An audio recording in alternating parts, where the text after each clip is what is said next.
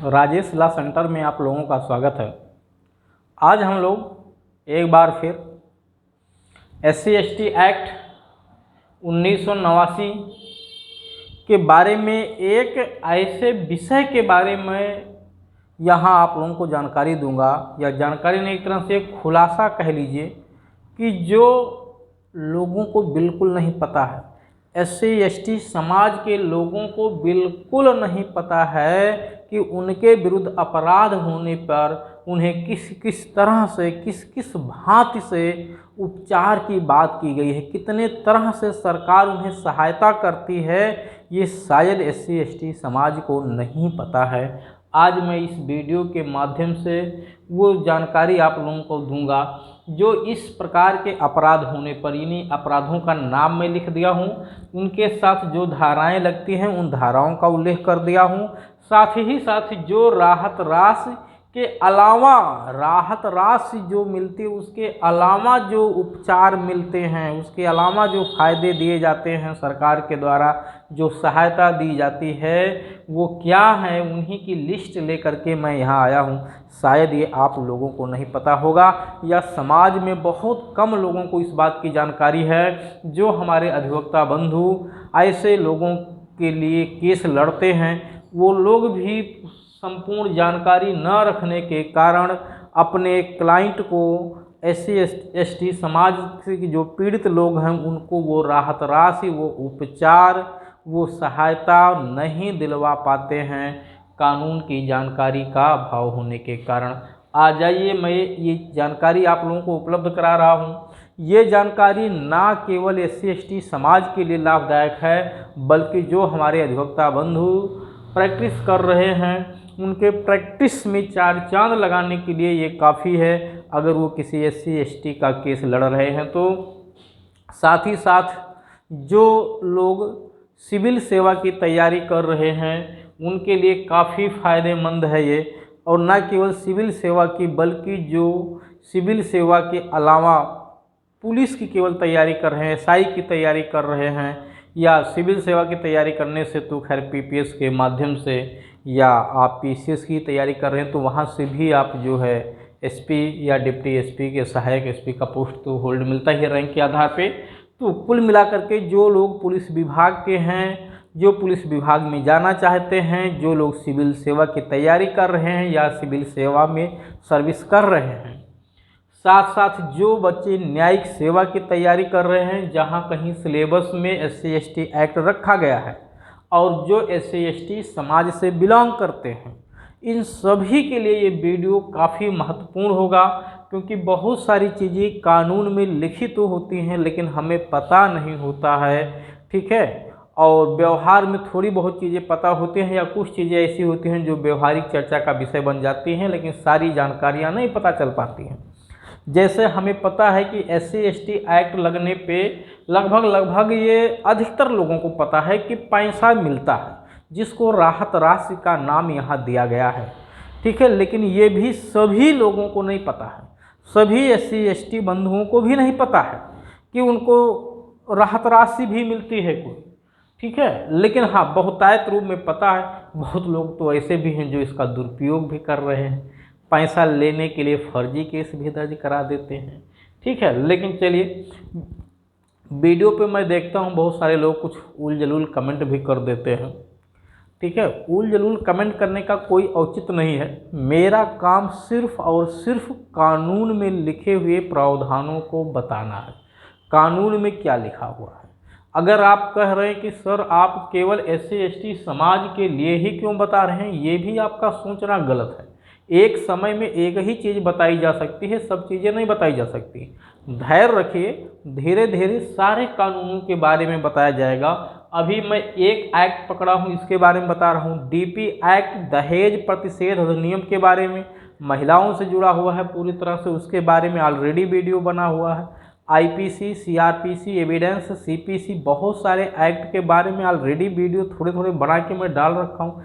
तो केवल ऐसा नहीं कि मैं SC/ST समाज के लिए ही वीडियो बना रहा हूँ। मेरा काम किसी समाज के लिए या किसी व्यक्ति के लिए या किसी धर्म के लिए कानून बनाना नहीं है, बल्कि मेरा काम जो कानून है समाज में उसको बताना है। उससे किसी को लाभ होगा, उससे किसी को हानि होगा, हमें इससे कोई मतलब नहीं है। मेरा काम कानून बताना है, ठीक है। उस कानून से जो पीड़ित होगा उसको लाभ मिलेगा, जाहिर सी बात है। जो उससे दबा होगा, कुचला होगा, परेशान होगा, ठीक है, उसको लाभ मिलेगा। वो मैं भी हो सकता हूँ, आप भी हो सकते हैं, किसी भी समाज का व्यक्ति हो सकता है, किसी भी धर्म का हो सकता है, इससे कोई वास्ता नहीं है। चलिए, अब आप मुझे कानून बताने से, पढ़ाने से, ठीक है, ये नहीं कह सकते कि सर आप इस तरह के वीडियो ना बनाइए, क्योंकि ये वीडियो बनाना गलत नहीं है, ठीक है। कानून बताना, कानून ये भारत सरकार की जिम्मेदारी है। भारत सरकार के ही कदमों को, भारत सरकार की जो सोच है कि कानून की जानकारी हर व्यक्ति तक पहुंचनी चाहिए, हर व्यक्ति को होनी चाहिए। कानून भी हमारा ये मानता है कि लॉ की जानकारी सभी व्यक्तियों को, ये प्रिजम्पशन होता है, विधि की भूल का बचाव किसी को नहीं मिलता है। तो कानून उसी अनुसरण में मैं अगर प्रचार प्रसार कानून का कर रहा हूँ तो कहीं से ये गलत नहीं है, ना ही सामाजिक तौर से, ना ही विधिक तौर से। चलिए, जब कभी SC/ST व्यक्ति के खिलाफ, यानी अनुसूचित जाति, अनुसूचित जनजाति, आदिम जाति के खिलाफ उसकी किसी व्यक्ति की हत्या हो जाती है या मृत्यु हो जाती है, ध्यान दीजिए, मृत्यु हो जाने पर भी, मृत्यु हो जाने का मतलब जैसे आकस्मिक मृत्यु हो गई, अननेचुरल मृत्यु हो गई, किसी व्यक्ति के पेड़ गिर गया, बिजली गिर गई, ठीक है, इस तरह से मृत्यु हो गया, कोई जानवर किसी बच्चे को, शिशु को उठा ले गया, किसी मशीन से दुर्घटना हो गया, ऐसी स्थिति में भी, ठीक है, उसको मृत्यु कहा गया है यहाँ पे। तो हत्या, मृत्यु या सामूहिक हत्या हुआ है, कई लोगों ने मिलके मारा है, भीड़ ने मार डाला है, तो ऐसी स्थिति में उसको सामूहिक हत्या कहते हैं। बलात्संग, किसी महिला के साथ रेप हुआ है, वो रेप चाहे किसी सिंगल पर्सन ने किया हो, चाहे समूह में कई लोगों में से किसी एक ने किया हो, सब लोग की सहायता से, और कोई डकैती हुई हो, ठीक है, डकैती की गई हो, तो डकैती में चाहे हत्या सहित डकैती हो या सिंपल डकैती हो, तो ऐसे अपराधों से जो पीड़ित हैं, ऐसे अपराधों से जो पीड़ित हैं, पीड़ित में उनके परिजन भी आते हैं, ध्यान दीजिएगा, घर के लोग भी आते हैं पीड़ित की श्रेणी में। यहाँ धारा कौन सी लगती है? 302, 376, 376 का, 376 का खा, 376 घा, 376 घा का, 376 घा खा, 376 अंगा, 395, 396, ये सब डकैती की धाराएं हैं। तो इन धाराओं के तहत अगर किसी व्यक्ति पर चार्ज लगा है और वो पीड़ित वहाँ पे SC/ST समाज है, तो राहत राशि तो मिलती ही मिलती है। यहाँ राहत राशि तो दिलवाया ही जाता है। इसके अलावा रेमेडी की बात की गई है। मैं 1 मिनट राहत राशि पे बात कर लेता हूँ। कितनी राहत राशि? हत्या अगर होती है तो हत्या के केस में लगभग 8 लाख रुपए, 8.25 लाख रुपए दिलाए जाने की बात की गई है। हाँ, अलग अलग चरणों में मिलता है, जैसे कुछ % FIR पे, कुछ चार्जशीट पेश होने पे, कुछ मामला कोर्ट में जो है डिसाइड हो जाता है तब। उसी तरह से जो है रेप के अपराधों में लगभग 4 लाख रुपए दिए जाने की बात की गई है। डकैती का अपराध होता है तो यहाँ भी लगभग 4 लाख रुपए की बात की गई है। तो इस तरह से तो 8 लाख, 4 लाख, 5 लाख रुपये अलग अलग केसों में देने की बात की गई है राहत राशि। तो ये राहत राशि तो मिलती ही मिलती है। इस पर मैं ऑलरेडी वीडियो बना चुका हूँ कि हत्या एवं रेप की दशा में राहत राशि कितनी मिलती है, अलग से इस पर वीडियो बना हुआ है। अगर आपको राहत राशि ही केवल देखना है तो आप वहाँ जा कर के भी वीडियो को देख सकते हैं, ठीक है। अगर किसी को स्क्रीनशॉट लेना है तो ले लीजिए, मैं हट जा रहा हूँ। हाँ, एक महत्वपूर्ण सूचना आप लोगों के लिए मैं बता दूं कि हमारे यहाँ PCSJ, APO, HJS की तैयारी भी कराई जाती है, यानी न्यायिक सेवा की तैयारी भी कराई जाती है। जो बच्चा LLB करने वाला है, LLB कर रहा है या LLB कर चुका है, तीनों स्टेज में, और वो चाहता है कि हमको प्रैक्टिस करना है अच्छा, तो भी वो यहाँ से क्लास ज्वाइन करके अपनी प्रैक्टिस को, ठीक है, उन्नति की तरफ ले जा सकता है। और अगर वो तैयारी करना चाह रहा है कि हमको PCSJ की यानी न्यायिक सेवा की तैयारी करना है, जज बनना है, हमें सरकारी अधिवक्ता बनना है, यानी लोक अभियोजन अधिकारी बनना है या कहीं किसी फील्ड में कंपनी में लीगल एडवाइज़र बनना है, तो बिना कानून के जानकारी के आप कुछ भी हासिल नहीं कर सकते। तो उसके लिए हमारे यहाँ ऑनलाइन और ऑफलाइन दोनों प्रकार के क्लास लगातार संचालित किए जा रहे हैं, ठीक है, जिसमें मेंस की भी क्लास चलाई जाती है। जिस किसी बच्चे को ऐसी तैयारी करना है वो इस नंबर पे संपर्क करके क्लास ज्वाइन कर सकता है। साथ ही साथ कोई SC/ST समाज का व्यक्ति जो इस अपराध से व्यथित हो या जिस पे कोई फर्जी FIR दर्ज कराया गया हो या उत्तराधिकार का मामला हो या किसी भी प्रकार के कानून से संबंधित कोई जानकारी अगर लेनी है या इस वीडियो में बताई गई कोई बात नहीं समझ में आई है, तो आप इस नंबर पर संपर्क करके, ठीक है, अपनी समस्या का समाधान कर सकते हैं। चलिए, हाँ, एक बात मैं ज़रूर कहूँगा, अगर फ़ोन आप लगाते हैं तो एक बार फ़ोन लगाइए। अगर कॉल आपकी रिसीव नहीं हुई है तो बाद में मैं फ़ोन बैक करके आपकी समस्या का समाधान कर दूंगा। बार बार फ़ोन लगाने से कोई मतलब नहीं, क्योंकि अगर फ़ोन रिसीव नहीं हो रहा तो समझिए मैं बिजी हूँ, ठीक है। मेरा क्लास चलता है, दिन में मैं बच्चों को पढ़ाता रहता हूँ, ऑनलाइन क्लास ऑफलाइन क्लास चलती रहती है, तो जब मुझे टाइम मिलता है तो वीडियो बनाता हूँ और आप लोगों का कॉल रिसीव करता हूँ। चलिए, तो अब हम लोगों को यहाँ क्या समझना है, राहत राशि जो मिल रही है ये तो मिलती है इन अपराधों के होने पे, ठीक है। यहाँ पे DM, SDM और SP की प्रमुख तौर से जिम्मेदारी बनती है। ध्यान रखिएगा, ये SC/ST एक्ट का जो नियमावली बना हुआ है 1995 का, उस नियमावली में लिखा हुआ है कि नियमावली में जो सेक्शन 12 है शायद, वहाँ पे ये बात लिखी हुई है कि DM और SP की ये प्राथमिक जिम्मेदारी होती है कि जब भी इस तरह के अपराध हों तो तुरंत घटनास्थल पर जाकर के जो पीड़ित व्यक्ति हैं उसमें उनका पता लगाएं, उनके आश्रितों को चिन्हित करें और जो भी उसमें राहत राशि या किसी भी प्रकार की सहायता राशि या उपचार सरकार की तरफ से दिए जाने का प्रावधान कानून में किया गया है उसको तत्काल मुहैया करवाएं। वैसे तो राहत राशि दिए जाने का प्रावधान मात्र 7 डेज के भीतर किया गया है, जो व्यवहार में लागू नहीं हो पाता है। 7 दिन के भीतर कभी नहीं मिल पाता है। 7 दिन के भीतर की जगह 7 महीने 7 साल बीत जाते हैं।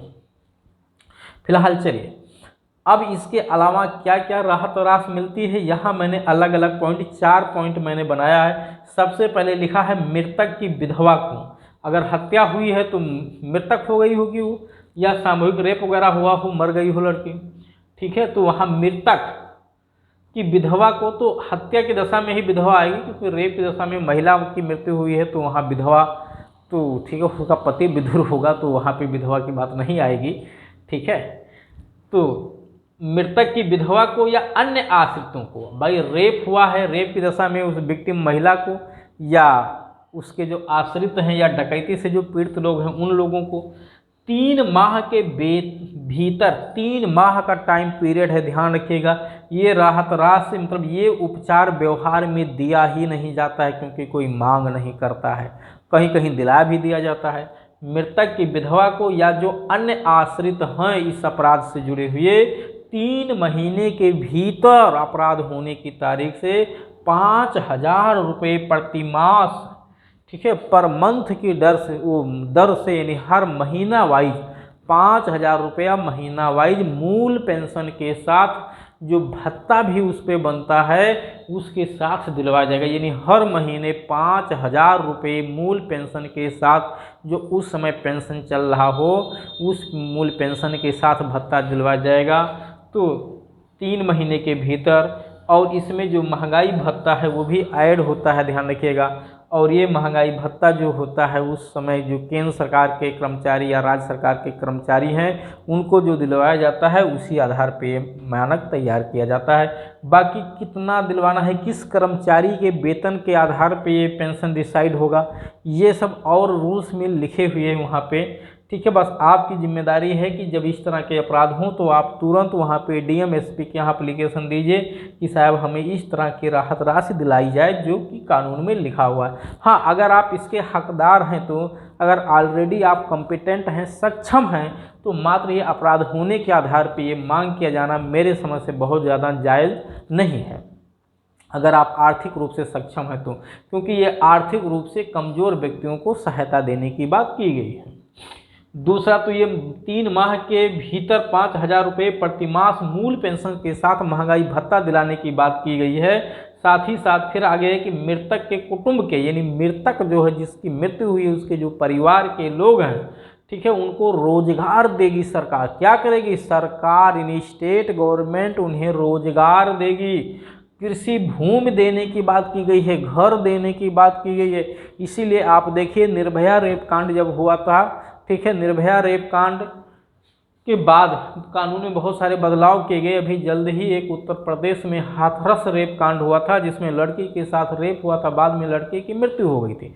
उसमें सरकार ने उसको आवास देने की बात की थी, रोजगार देने की बात घर के लोगों को की थी। वो सरकार अपनी जेब से नहीं किया था, ध्यान रखिएगा, वो कानून में लिखा हुआ है, वो पीड़ित का राइट है कि उसे रोजगार, ठीक है, उसके परिवार के लोगों को और उन्हें कृषि भूमि और उन्हें घर मुहैया कराया जाए। ये राइट होता है पीड़ित का कि उसे दिलवाया जाए। सरकार अपनी जेब से नहीं दे रही है, और सरकार जो देती है, इस तरह की व्यवस्थाएं करती है, वो भी कोई सरकार अपनी जेब से नहीं देती है। सरकार में बैठा व्यक्ति अपनी जेब से नहीं देता है, बल्कि जनता का ही टैक्स होता है, ठीक है, जनता का ही टैक्स होता है जो सरकार के पास पैसा कलेक्ट होकर रखा होता है, जिसको सरकार अपने राज्य में जो पीड़ित हैं उनकी सहायता पहुंचाती है, अपने राज्य का कल्याण करती है। तो मृतक के कुटुंब के सदस्यों को रोजगार देने की बात है, कृषि भूमि और घर भी मुहैया कराया जाता है, ठीक है। ये भी, इसकी भी मांग आप कर सकते हैं। अब इसके लिए एप्लीकेशन सब आपको तुरंत शासन से करना होता है, यानी डीएम एसपी के यहाँ एप्लीकेशन आप दीजिए, तब ये व्यवस्था कराई जाती है। वैसे आप व्यवहार में ये सब जल्दी देते नहीं हैं। जब समाज का या किसी संगठन का कोई दबाव पड़ता है या विपक्षी जो नेता पार्टी है उसका दबाव पड़ता है, तो सरकार झुक करके इस तरह के वादे करती है, जबकि ये उसका राइट है कि दिलवाया जाए। हाँ, ये बात सही है कि ये सब उपचार तभी दिलवाए जाएंगे जब वो व्यक्ति आर्थिक रूप से अक्षम हो। अगर वो व्यक्ति सक्षम है तो मेरे समझ से ना तो मांगा जाना ही उचित है और न देना ही उचित है। आगे, पीड़ित के बालकों को स्नातक स्तर तक शिक्षा एवं भरण पोषण की बात की गई। ध्यान दीजिए, जो उसमें पीड़ित हैं अपराध से, उन लोगों के बालकों को, बच्चों को स्नातक स्तर तक शिक्षा सरकार देगी, मुफ्त में देगी, और उनका भरण पोषण भी, यानी उनका रहने का, खाने पाने का खर्चा भी पूरा सरकार देगी। ये भी व्यवस्था की गई है। और इसके अलावा फिर देखिए, बर्तन अगर नहीं हैं लोगों के पास तो बर्तन की भी व्यवस्था कराई जाएगी।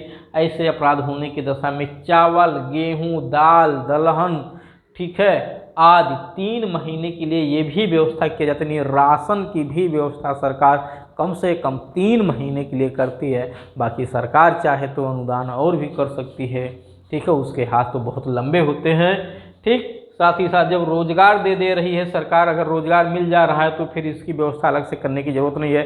शुरुआती समय में जब तक ये रोजगार नहीं मिल पाता है तब तक ये दिलवा दिया जाता है। जैसे इधर रोजगार सरकार दिला देगी या 3 माह के भीतर 5,000 रुपये प्रति मास। अब इसमें सब एक साथ दिलवाए जाएं ये जरूरी नहीं है, ठीक है। कुल मिला के उस व्यक्ति को आर्थिक रूप से मजबूत कर दिया जाए, चाहे 3 माह के वो 5,000 रुपया प्रति मास मूल पेंशन के साथ महंगाई भत्ता दे करके, या कोई रोजगार दे दिया जाए, या कृषि भूमि योग्य भूमियाँ दे दी जाए ज़्यादा से ज़्यादा, जिससे वो व्यक्ति खुद संपन्न हो जाए। और शिक्षा की व्यवस्था बच्चों के लिए किया गया है। तो इस तरह से आपने देखा कितने तरह की व्यवस्था की गई है, ठीक है, कितने तरह की व्यवस्था एक के बाद एक करके की गई है। एक चीज़ आप लोग ध्यान रखिए, चैनल को आप लोग सब्सक्राइब करके रखिए, कोई भी वीडियो अपलोड किया जाए जिसका नोटिफिकेशन आपके पास सबसे पहले पहुंच जाए। आप लोग याद रखिए, बहुत ही कम समय में इस चैनल को इतना ऊपर उठा देना है कि इस चैनल के अलावा किसी और चैनल पे जा करके किसी वीडियो को देखने की आपको ज़रूरत ही ना पड़े।